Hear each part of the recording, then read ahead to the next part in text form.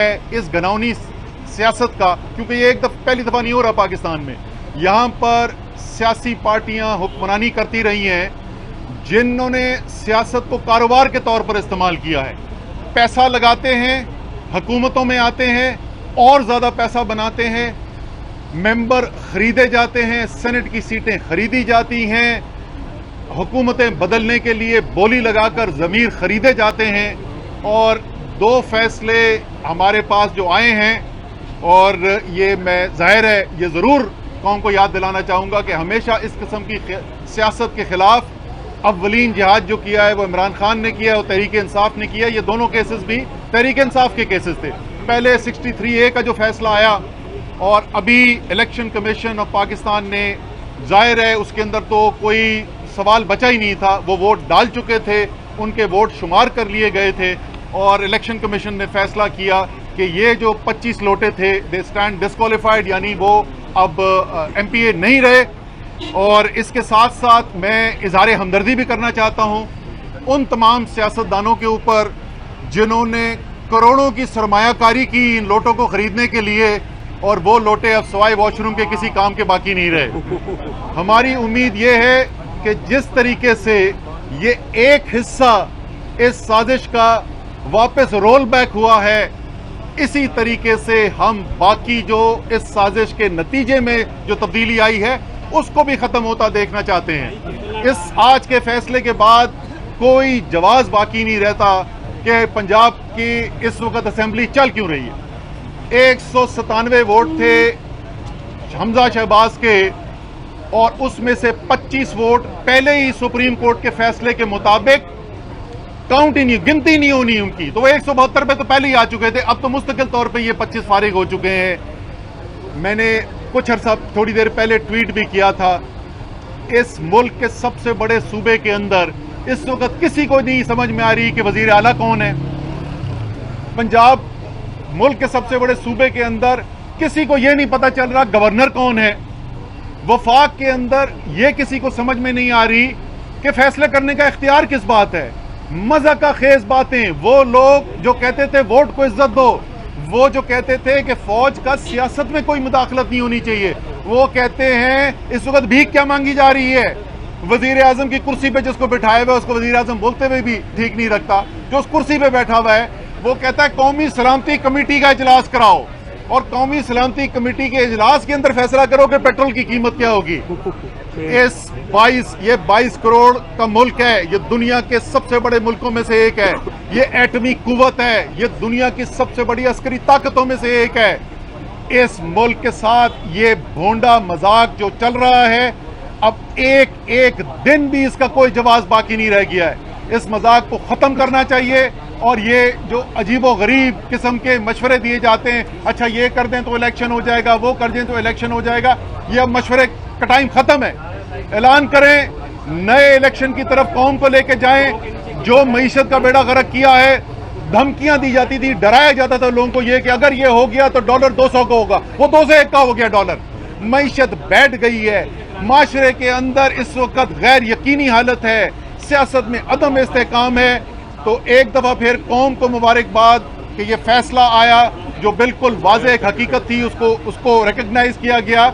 और ये दो जो हमारे बड़े फैसले आए हैं, कामयाबियां हुई हैं, इसमें तहरीक इंसाफ की जो हमारी लॉयर्स की टीम है, मैं उनको भी मुबारकबाद देना चाहता हूँ। सैयद अली जफर साहब, बाबर वान, फैसल चौधरी, बाकी हमारे जितने भी दोस्त इसके अंदर काम करते रहे, मैं सबको मुबारकबाद देना चाहता हूँ। और इंशाअल्लाह ताला पाकिस्तान अब बेहतरी की तरफ जाएगा, इलेक्शन की तरफ जाएगा। जो लोटे हैं, लोटे आज बुरी तरीके से क्रश हो चुके हैं, और ये भी मुतालबा है कि जितने हमजा शहबाज ने गैर कानूनी हुक्मनामे जारी किए हैं, जितने गैर कानूनी तौर के ऊपर सरकारी अखराजात इसने किए, वो भी इनसे जो है वो रिकवर करवाए जाएं। और ये आज मैं सलाम पेश करना चाहता हूँ पाकिस्तान की आवाम की जदोजहद को, जिसने नीलाम घरों के खिलाफ, जिसने छांगा मांगा की मंडियों के खिलाफ निकल कर इमरान खान के साथ जदोजहद की है।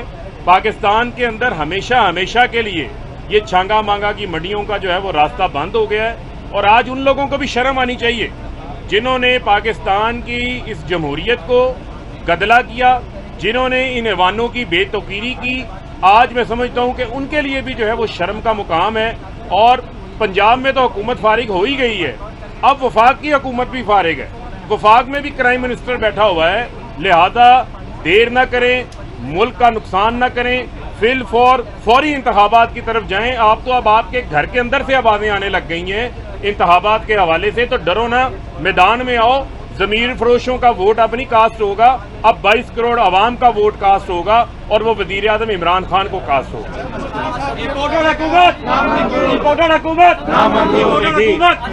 सवालात जी हुकूमत पहले ये कहे इलेक्शन कमीशन पे ये दाम लगाती थी कि ये फ्री ऑफ की नून लीग की बी टीम है, और आज के फैसले के बाद आपके पास वही है जो तब्दीली आई। आज देखिए- इलेक्शन कमीशन के फैसले से खुश हैं। देखिए, और इलेक्शन कमीशन के ऊपर हम पहले बोल चुके हैं, हमें एतमाद नहीं है। अगर आपने इलेक्शन के अंदर जाना है तो सबसे बड़ी पाकिस्तान की जो सियासी कुव्वत है उसके एतमाद के बगैर अगर कोई इलेक्शन कमीशन इलेक्शन कराएगा तो उसकी हैसियत जो है वो लोगों के दिमाग में मशकूक होगी। आज जो उन्होंने फैसला दिया है वो बिल्कुल दुरुस्त फैसला है, लेकिन मेरे भाई मुझे ये बताओ, जब वोट डाले जा चुके, उनकी गिनती हो चुकी, तो वो या तो यही कह सकते थे ना कि ये वोट इन्होंने डाले ही नहीं। अगर वोट डाले ही नहीं तो फिर भी हमजा शहबाज जो है चीफ मिनिस्टर नहीं है। साहब ये बताएं कि आपने यकीनन इलेक्शन एक ये फ्रेम आपने इंतखाबात के हवाले से यकीनन इलेक्शन कमीशन के हवाले से तहफ़्फ़ुज़ात का हर मौके पर इज़हार किया दिया। मेरा आपसे बुनियादी सवाल ये है कि इलेक्शन कमीशन को हटाने का आइन में एक तरीक़ेकार दर्ज है, आपकी पार्लियामेंट में वापसी तक वो तरीक़ेकार पर अमल दरामद नहीं हो सकता। उसका तरीक़ाकार क्या होगा कि नया इलेक्शन कमीशन का कैसे तकर्रुर होगा? तो जिस दिन नए इलेक्शन की तारीख का ऐलान कर दिया जाएगा, हम आपको तमाम तरीक़ेकार बता देंगे कि कैसे होना है। जी सर। दो सवालात हैं। अब जो बुनियादी फ़राक़ीन है इनको सुप्रीम कोर्ट में अपील करने का हक हासिल है। पहला सवाल ये है कि जब तक सुप्रीम कोर्ट से हक़ी फैसला नहीं आ जाता, क्या उस वक्त सीएम पंजाब शहबाज को कंटिन्यू कर सकते हैं? दूसरा सवाल ये है कि कॉन्स्टिट्यूशन में लफ्ज़ डी सीट है, तो ये डी सीट जब तक पार्लियामेंट में लॉ नहीं बनाता तो इसकी टर्म 5 साल की है। नहीं, इसमें पहले मैं बारी बारी आपके दोनों सवाल बड़े रेलेवेंट हैं। जी हाँ, उनको अपील का हक है, लेकिन आर्टिकल 63A के तहत उनको डी सीट करना जो इलेक्शन कमीशन ने है वो फोर्थ विद करना है। आज 30वां दिन है, आज उनका फैसला आ गया है। इसके बाद मेरा ख्याल में अभी किसी एक आधे घंटे में उनकी डी सीटिंग की नोटिफिकेशन आ जाएगी और सुप्रीम कोर्ट जब तक 90 डेज तक, क्योंकि जो डिक्लेरेशन पार्टी हेड ने दी है आज वो कंफर्म हो गई है इलेक्शन कमीशन की तरफ से, लिहाजा दो जो प्लेटफॉर्म हैं उन्होंने उनके खिलाफ फैसला दे दिया है। लिहाजा ये जो 25 लोग हैं ये अब MPA नहीं रहे, ये प्रोविंशियल असम्बली के मेंबर नहीं हैं और हमजा शहबाज शरीफ की जो अक्सरियत थी, क्योंकि वो इनकी बुनियाद पे थी, लिहाजा वो अकलियत में अब आ गए हैं और आइन अकलियती पार्टी को हुकूमत करने का हक नहीं देता, लिहाजा वो आइनी तौर पे कानूनी तौर पे वज़ीर आला नहीं रहे। दूसरी बात, आपने दूसरा सवाल आपका क्या था? 5 साल के लिए। हाँ, उसका ये है सर कि ये बात ये कही गई है, उस दिन रिपोर्ट हुआ मीडिया में कि शायद जो डिस्क्वालिफिकेशन है वो नहीं है। मैं ये आज बिल्कुल आपको बता दूं कि ये फैसला आ गया सुप्रीम कोर्ट का कि आर्टिकल 63A आइसोलेशन में नहीं पढ़ा जा सकता, जिसका मतलब है कि 62-63 के साथ पढ़ा जाएगा और तब जब तक पार्लियामेंट कोई मुद्दत का तयन नहीं करती समीउल्लाह बलोच केस के रोशनी में ये डिस्क्वालिफिकेशन फॉर लाइफ होगी और इसके लिए जो तादीबी कार्रवाई है या जो भी कार्रवाई है वो मैं फिर पार्टी हेड्स के साथ बैठ के उस पर हम फौरी तौर पे शुरू करेंगे। वैसे भी मैं मशवरा सिर्फ उनको दे दूं कि अगर कानूनी तौर पे कोई गुंजाइश भी है, अवाम के सामने जाके वोट ना मांगना। बहुत शुक्रिया, थैंक यू। Ji ji.